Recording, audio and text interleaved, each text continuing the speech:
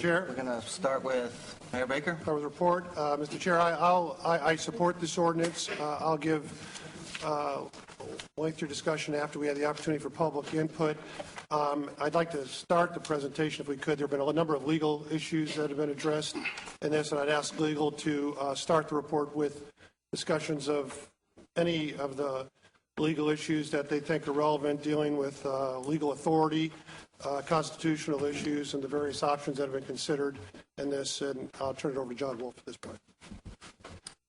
Obviously, if we as a legal department felt that vacating it would have violated some constitutional right, we would have said that. We felt that it did not. With respect to the DRC, but not necessarily council, the DRC conducted it in a quasi-judicial manner. You're acting by ordinance. This is not a quasi-judicial matter. You have greater discretion than the DRC had. The First Amendment was brought up at the DRC. We feel, based on a 10th Circuit federal case out of Salt Lake City, that the First Amendment will not be violated by this vacation. Good morning, council members and mayor. The Chamber of Commerce is in support of jobs and the opportunity for business to succeed.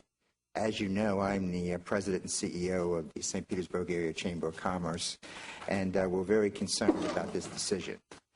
The Chamber Board wanted me to urge the council to support vacating the sidewalks for Baywalk before Baywalk is vacated completely. So again, consider waking up tomorrow and looking at a boarded-up Baywalk, a retail area of such magnitude, and the impact that would have on St. Petersburg. Go ahead. Next.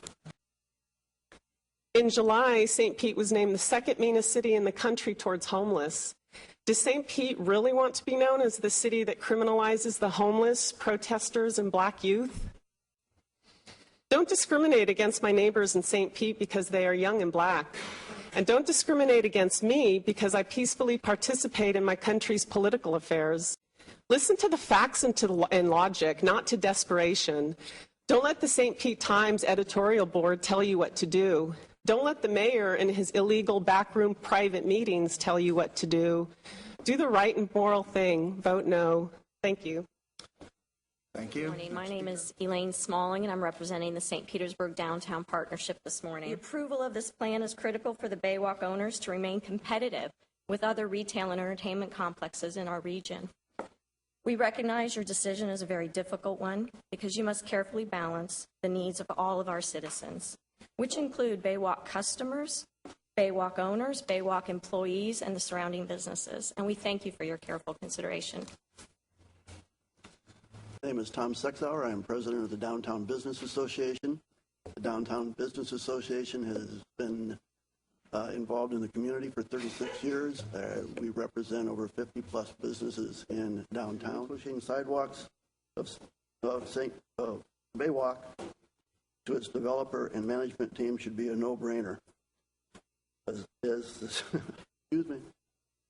The freedom of speech area will be across the street from this area, with no blocking of entrances by the protesters, and hopefully the guests will be able to enjoy the revitalization of Baywalk. Thank you, Council. My name is Michael Fox. I'm a St. Pete resident, the Florida State Coordinator for Progressive Democrats of America, and was a born and raised Eisenhower Republican. Every person on this council swore a solemn oath to uphold and defend the Constitution, not promote the profit of any privately held entity. Inherent to this oath is the promotion of a robust, ribald, and peaceful dialogue about the issues of the day. The right to speak in public and assemble are inherently American values and guarantee the general health, vitality, and positive growth of any community. When we make it more difficult for citizens to express these rights, we begin down the road to tyranny and fascism, and it is the ongoing dialectic that keeps us all truly free. We have stopped going to Movieco and Baywalk due to panhandlers and protesters that are there. I feel that they have blemished this beautiful and once safe place for us. As mature women, 88, 58, and 51 years old, we must feel safe and at ease wherever we go, from the time we park the car until the time we return and depart. We have stopped patronizing Baywalk because it has become stressful for us. The area between the parking garage and the Baywalk complex must be supervised, safe, with no soliciting, panhandling, or protesting.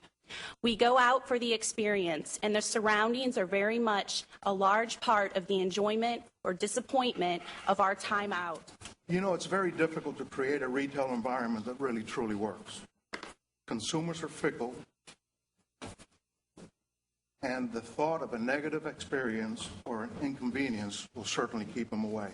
Tenants and patron feedback cite crowd congregation issues as a primary contributor to Baywalk's decline. Patrons report feeling unsafe or uncomfortable. Is that people assemble and congregate in this area, which often makes patrons feel uncomfortable. My name is Tom McGahee, and I'm with Simonelli Real Estate Services, the property management firm for Baywalk.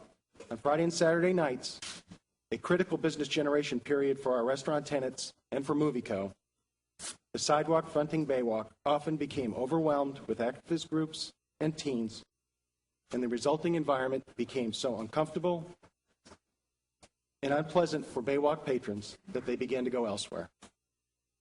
My name is Dina Formentini, and I'm here to talk about Baywalk, not about money.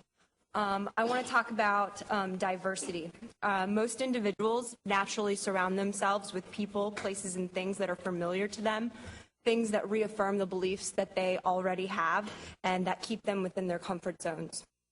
Diversity in whatever capacity it's in, whether it be sexual orientation, race, political belief, socioeconomic status, religion, can be intimidating when someone is put face to face with something that does not look or feel like what they're used to.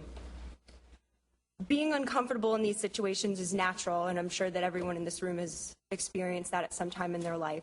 But it's how one handles this discomfort that truly matters. Privatization is not an effective way for handling this discomfort, but educating the community is. Protesters, African Americans, youth, homeless, all of those that one could consider to be diverse are not the problem here. The problem is, however, all of those who cannot accept our ever-changing society. Those who are against ideas and people that do not further their own beliefs or agendas, they're the problem. And others' unwillingness to be tolerant is in no way a justifiable reason for impeding on my constitutionally protected rights. This city is one of the most diverse cities in our county, and this is something that we need to start appreciating and celebrating far beyond tolerating it. Vacating the sidewalk sets a precedent in so many other ways than just that of violating the Constitution. It tells the community that it is okay to reject others and ideas because they're not like their own. I urge you to remember the promise that you made to all of us when you took this particular position, and that promise should stand true regardless of whether you're a quasi-judicial or legislative body. And it's that you said you would uphold the Constitution, and that means protecting my constitutional rights and everybody's rights that are in here. And that's not just the rights that are comfortable for people to handle when they go to Baywalk. Thank you. Next speaker.